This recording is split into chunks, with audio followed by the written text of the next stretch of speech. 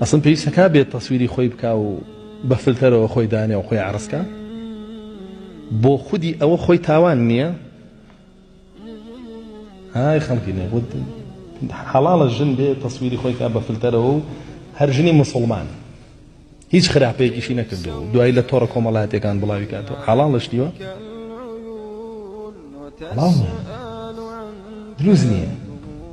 ئەمڕۆ لە سەردەمێک گەیشتی زۆر عەجایبە بینی ئافرەتێک نیولەچکەیە کاتە سەری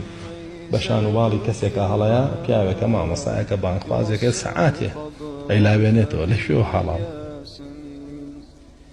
ئەگەتان لێ ئیسلام چی لێ هات وە چی لێەکە خەڵکی دەزانن چەند پێی خۆشە ئەو دیمەنە نابینی بۆ ئیسلامەتیە تۆی بینی یا ڕیابازی و مەعسیەتە تۆی بینی بەڵام تۆ ستایشیەکەی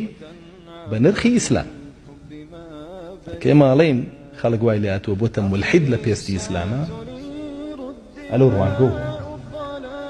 شتانێک ئەبینێ کە لە دینەکەیە حرامە قەدەغەیە دروست نییە ستایشیەکە و جەزاکەڵڵا و